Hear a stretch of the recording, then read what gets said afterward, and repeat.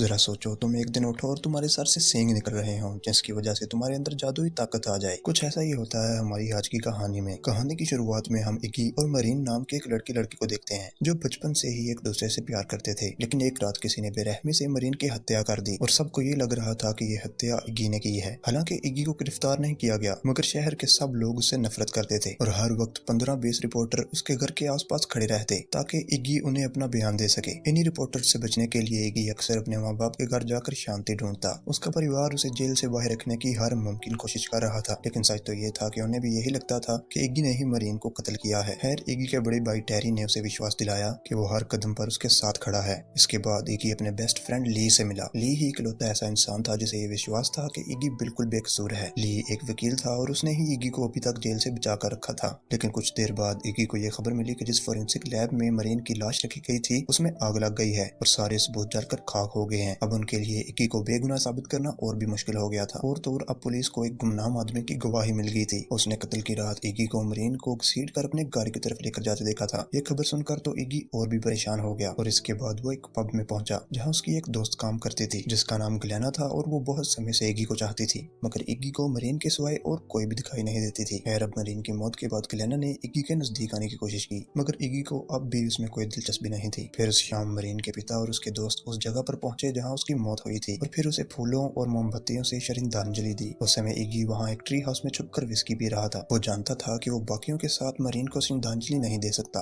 क्योंकि मरीन के पिता डेल भी उसे अपनी बेटी के कत्ल का जिम्मेदार ठहराते थे। खैर, अब सबके जाने के बाद इग्गी गुस्से में वहां पर रखी मूर्तियां तोड़ने लगा। तभी ग्लेना ने वहां आकर उसे रोका। इग्गी ने इमोशनल होकर कहा कि मरीन हर संडे चर्च जाती थी, अपने गले में क्रॉस भी पहनती थी वो, लेकिन फिर भी वो इस तरह इतनी बेरहमी से मारी गई और इन मूर्तियों ने उसे बचाने के लिए कुछ भी नहीं किया। ये सब सोचकर हमेशा इग्गी को इन मूर्तियों पर गुस्सा आता था। वो बहुत दुखी था, तो ग्लेना ने उसे बड़ी मुश्किल से शांत किया और फिर उन दोनों ने एक साथ रात बिताई। अगली सुबह जब इग्गी की आंख खुली तो उसने शीशे में देखा कि उसके माथे पर सींग निकलने शुरू हो गए थे। उसने ग्लेना से पूछा कि तुम्हें सींग दिखाई दे रहे हैं मेरे सर पे? मगर ग्लेना अचानक उसे अपने सारे राज बताने लगी और फिर जानवरों की तरह डोनट से बड़ा हुआ डिब्बा खा गई। अब यहाँ इग्गी को एहसास हो गया कि ये कोई सपना नहीं है और फिर वो अपना इलाज करवाने के लिए डॉक्टर के पास पहुंचा। उसने रिसेप्शन पर अपना फॉर्म भरा, पर तभी एक बच्ची हल्ला मचाकर अपने खिलौने इधर उधर फेंकने लगी। उसकी माँ उसे शांत नहीं कर पा रही थी और फिर अचानक उसने इग्गी से कहा कि मेरा मन तो ये कर रहा है कि मैं इसे यहीं पर छोड़कर चली जाऊं। इग्गी को समझ नहीं आया कि अगर इसका मन कर भी रहा है तो मुझे क्यों बता रही है। वो घबरा कर रिसेप्शन पर आ गया, जहाँ उस औरत ने उसे अपने लड़की को यहाँ से ले जाने को कहा, क्योंकि उसके शोर की वजह से सब परेशान हो रहे थे। तभी वो बच्ची इग्गी के पास गई और कहने लगी कि वो अपनी माँ से नफरत करती है। खैर, कुछ देर बाद इग्गी डॉक्टर के कमरे में पहुंचा, जहाँ नर्स उसे बताने लग गई कि उसका बॉयफ्रेंड उसे धोखा दे रहा है। इग्गी को समझ नहीं आ रहा था कि उसके आसपास के सारे लोग उसे अपने सारे खुफिया राज क्यों बता रहे हैं। खैर, वो डॉक्टर आया और उसने कहा कि ये सीन तो भाई काटने पड़ेंगे। फिर ऑपरेशन से पहले इग्गी को बेहोश कर दिया गया। बेहोशी की हालत में इग्गी को वो दिन याद आया जिसने उसने पहली बार मरीन को चर्च में देखा था। उस दिन जाने से पहले मरीन जहाँ बैठी थी, उसको उसका नेकलेस मिला वहाँ पर, जो वो वहीं पर भूल गई थी। नेकलेस लुटाने के बहाने उन दोनों की बातचीत हो गई और फिर वो अच्छे दोस्त बन गए। और फिर इग्गी मरीन को जंगल के बीचों बीच बने ट्री हाउस दिखाने लाया। उस दिन के बाद से ये जगह उन दोनों के लिए खास बन गई। जब इग्गी की आंख खुली तो उसने देखा कि ब्लेड उसके सर में घुसा पड़ा था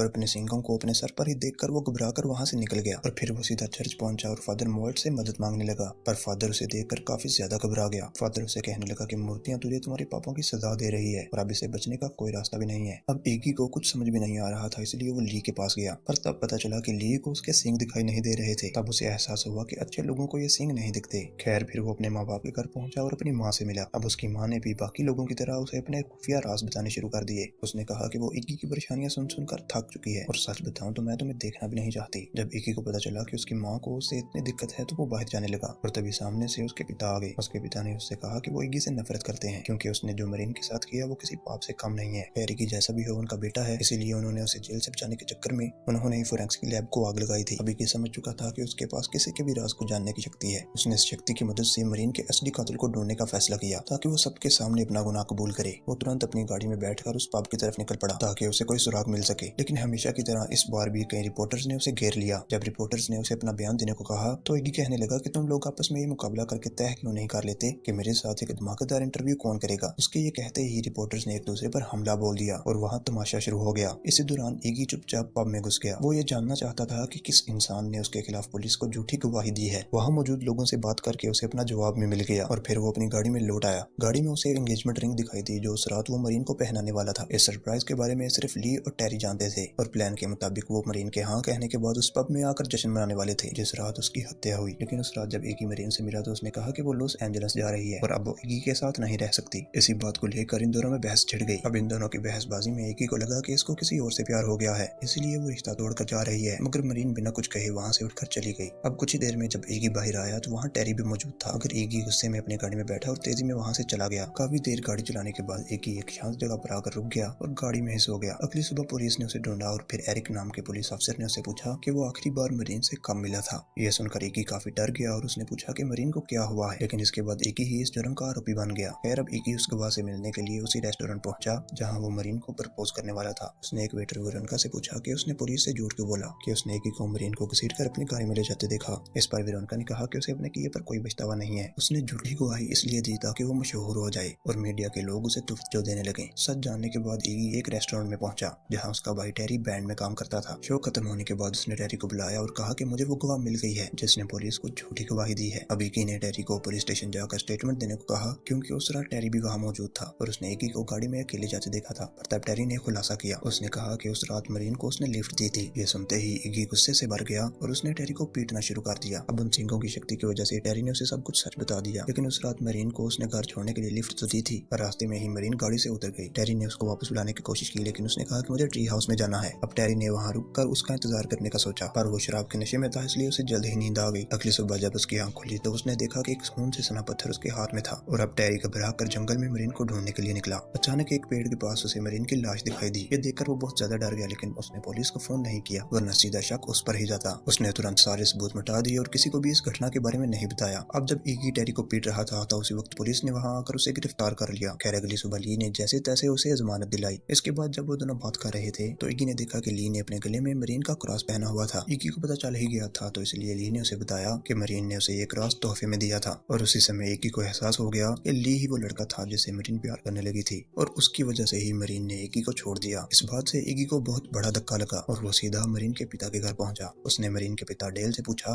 कि क्या कभी भी मरीन ने ऐसा कुछ कहा कि वो किसी और से प्यार करती है, लेकिन डेल इगी पर बहुत गुस्सा था और उसने इगी को तुरंत घर से निकल जाने को कहा। शहर के सभी लोगों की तरह डेल को भी यही लगता था कि मरीन का कातिल इगी है, पर उसे अपने हाथों से इगी को सजा देने की हिम्मत नहीं थी। ऐसा इसलिए था कि डेल भी एक अच्छा इंसान था और इसीलिए उसे इगी के सींग तक दिखाई नहीं दे रहे थे। खैर फिर रात को इगी एक सुनसान बिल्डिंग में पहुंचा जहाँ पर पत्थरों पर उसने अपना सर पटक पटक कर वो सींग तोड़ने की कोशिश की। तभी उसने देखा कि पूरी जगह सांपों से भरी हुई थी और वो सब उसी की ओर बढ़ रहे थे। इगी ने उसी वक्त एक लकड़ी से अपना बचाव करने की कोशिश की, पर जल्द ही उसे एहसास हुआ कि ये सांप उसे नुकसान नहीं पहुंचाना चाहते और फिर एक सांप धीरे धीरे उसके कंधे तक आ गया और उसके गले में लिपट कर बैठ गया। उसी पल इगी के मन में उन सभी लोगों से बदला लेने की आग जल उठी जिन्होंने उसके साथ गलत किया था। अब उसने सबसे पहले वेरोनिका से बदला लेने का फैसला किया। जब रात को वेरोनिका रेस्टोरेंट बंद करके अपनी गाड़ी में बैठी और लिपस्टिक लगाने लगी, लेकिन वो ये नहीं जानती थी कि उसकी गाड़ी सांपों से भरी हुई थी और फिर अगले ही पल सारे सांपों ने एक ही साथ उस पर हमला बोल दिया। वेरोनिका जख्मी हालत में गाड़ी से बाहर गिर गई जहाँ इगी उसके सामने खड़ा था और इगी ने कहा कि ये उसकी गलती की सजा है। खैर बाद में इगी ने ली को मिलने बुलाया। उसने ली से पूछा कि उसका मरीन के साथ कितने समय से चक्कर चल रहा था। ली ने कहा कि वो कुछ महीनों से साथ थे और जब मरीन की मौत हुई तो उसे ये पक्का यकीन था कि इगी बेगुनाह है, वरना वो इगी को जेल से कभी नहीं छुड़ाता। ये सुनकर इगी ने ली को सजा देने का इरादा छोड़ दिया क्योंकि उसे लगा कि ली एक अच्छा इंसान है। मगर जाने से पहले उसने ली के गले से मरीन का वो नेकलेस निकाल लिया और इसी पर ली को इगी के वो सींग दिखाई देने लगे। तब जाकर उसे एहसास हुआ कि मरीन का नेकलेस ही ली का सुरक्षा कवच बनकर उसकी अभी तक सुरक्षा कर रहा था। अब ली के पास नेकलेस नहीं था तो वो अपनी शक्तियों से ली से सारा सच जान सकता था। इगी ने उसे मारकर जमीन पर गिरा दिया और फिर जबरदस्ती उसे सब कुछ सच बताने को कहा।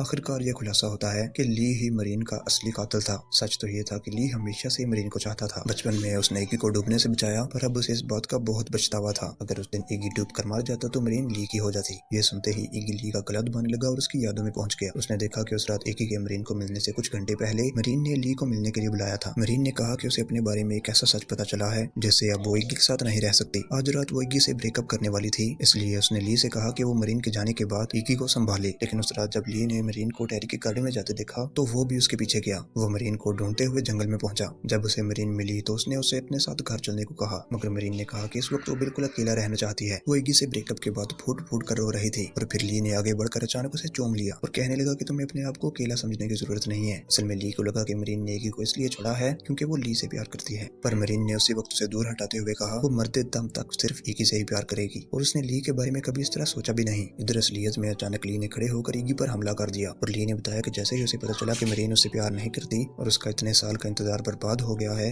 तो वो गुस्से से आग बबूला हो गया। उसने तुरंत पास पड़ा एक पत्थर उठाया और उसके सर में दे मारा, जिसके बाद उसने मरीन का वो नेकलेस चुराया और फिर खून से सना पत्थर टेरी की गाड़ी में रख दिया ताकि मरीन की मौत का शक टेरी के ऊपर चला जाए। अब ली ने एगी पर कई बार जोरदार वार किए जिससे एगी बेहोश हो गया। फिर ली उसे घसीट कर उसकी गाड़ी में ले गया। अब उसका प्लान ये था कि वो पुलिस को बताए कि एगी को मरीन की हत्या करने का बहुत पछतावा था, इसलिए उसने ली के सामने अपना गुनाह कबूल किया और फिर मर गया बेचारा। ली ने एगी पर बहुत सारा तेल छिड़क कर गाड़ी को आग लगा दी, पर उसी समय एगी ने गाड़ी चलाकर सीधा समुद्र में फेंक दी। कुछ ही घंटों बाद पुलिस ने सबको एगी के मरने की खबर दी और उस रात एगी जिंदा बच निकला था। समुद्र से बाहर आने के बाद वो सीधा मरीन के पिता डेल से मिलने गया। उसे जिंदा देखकर डेल काफी हैरान हो गया। तब एगी ने उसे एक बार फिर से बताया कि वो मरीन का कातिल नहीं है और इस बार डेल को उस पर यकीन हो गया। फिर उसने एगी को अपने घर पर बुलाया और उसे एक चाबी दी जो मरीन उसके लिए छोड़कर गई थी। तब एगी ने उसका शुक्रिया अदा करने के लिए उसे मरीन का वो नेकलेस उल्टा दिया। डेल ने यह बताया कि असल में ये नेकलेस मरीन की माँ का था, पर डेल जानता था कि ये नेकलेस अगर एगी के पास ही रहे तो मरीन को अच्छा लगेगा। जैसे ही एगी ने वो नेकलेस पहना तो उसी वक्त उसके सींग गायब हो गए और वो वापस एक आम इंसान के रूप में आ गया। इसके बाद वो सीधा ट्री हाउस में पहुंचा